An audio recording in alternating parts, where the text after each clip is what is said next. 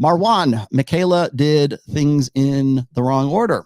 Andre was the guy she needed at 29, not 23. However, the missing out reversed things. Yes. And that is Michaela is a very good example of, first of all, the making up for missing out, but it's also living vicariously through her girlfriends. What happens mostly, when I get this question, guys will say, well, my wife, I married her at 19. We have kids. Now she's divorcing me. I just don't understand. Rolo, what happened? She said, we've become different people. Meanwhile, during her hoe phase, or what would have been her hoe phase, she's changing diapers and, making formula and, doing the things that mom does and playing house, doing that stuff. Meanwhile, she's got the internet and she's got social media and she's living vicariously through her sister and for her girlfriends who are going out for the girls' night out in Vegas, who are going to the clubs, going to the yacht parties. And even if that's not the case, by order of degrees, it is the case. Now, of course, maybe not every girl has friends that are going to be on the, going on a girls' night out or something like that. Maybe not all of them are like that, but maybe they're going to line dancing in Nashville. Maybe they're going whatever it is that young ladies do during their hoe phase in a, globalized sexual marketplace. That's what she's missing out on. And so she lives vicariously. You'll also find, by the way, like older women will do the same thing. They will, like if they have a daughter or whatever, and they are trying to make up for missing out, and they realize they can't pull themselves out of their living situation because the guy that they're with either has, he makes more money than her or whatever. They will still find ways to live vicariously through their daughter, through their girlfriends, through their sister, whatever it is. And so that has never been easier than in the 21st century, courtesy of just what we're doing right now, social media in particular. But so, and when that girl gets to be 29, do women still go through an epiphany phase if they already had babies? Yeah, they do. Here it is. This is a good example of that.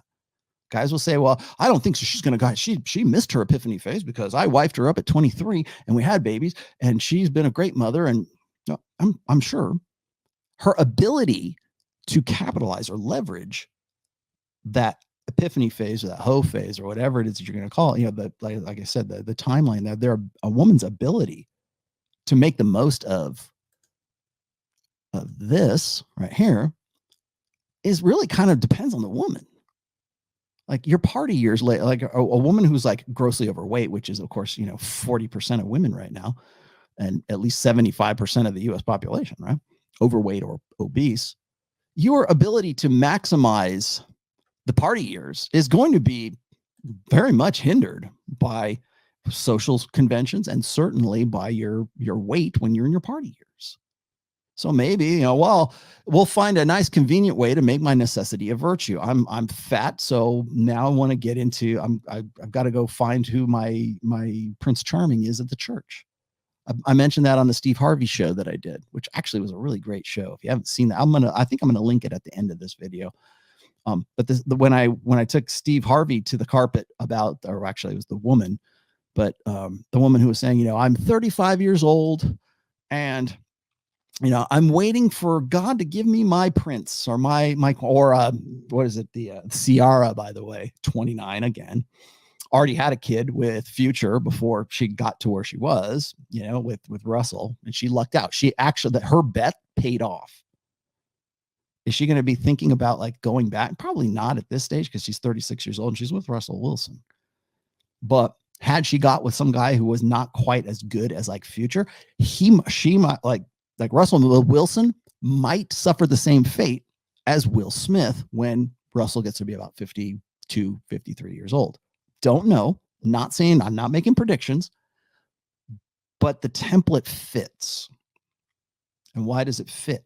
Well, because it's making up for missing out. I could have been doing this. My life that could have been.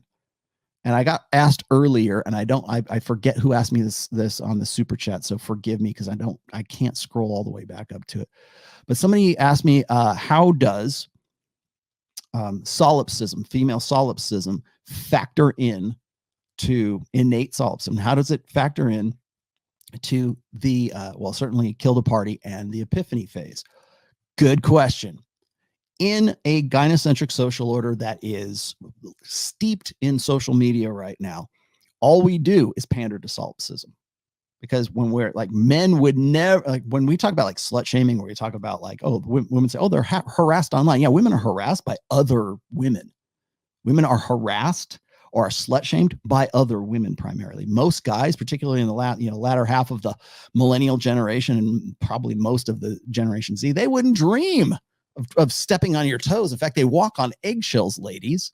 They don't want to. They don't want to be like typical. They don't want to be like, the Dan Bilzerian. They don't want to be Andrew Tate. They don't want to like step on your feet. They want to be as nice and courteous and romantic and chivalrous as they possibly can, for the most part. Maybe online they want to vent and be little bitches about things, but meet them in real life, and if they're trying to get in your pants, or if they're trying to warm you up to something, of a relationship, or get a peck on the cheek, they're not going to risk. They're not going to take any chances that would ruin that ability. So when we're pandering to that, or when we're not being judgmental, what are we doing? We are also reinforcing solipsism.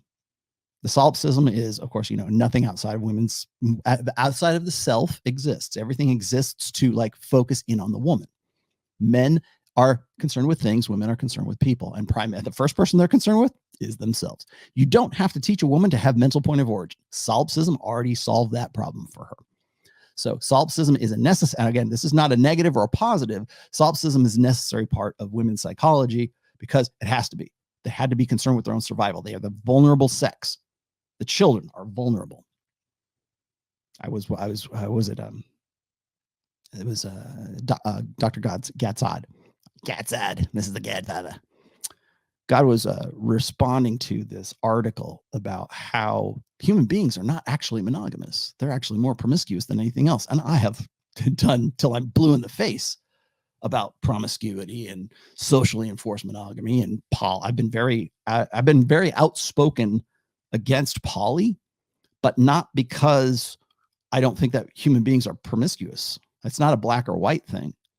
It's not an on or off. There's no binaries in this. The reason I'm against it is because of the human response for jealousy and mate guarding. Those are very well established, very well studied, dynamics in human beings. That doesn't, we are jealous because it worked for everybody that came before us. That's why I'm against poly, not because of not moral issues or anything like that. I mean, hell, I tell you to go and, spin plates. But I don't tell you, go have a main chick and then have 3 side chicks. I don't know. I say, just play the field. Just be up front, spin plates, date non-exclusively. That's not poly. That's you you expanding. You're being prudent, my friend. You are weighing your options.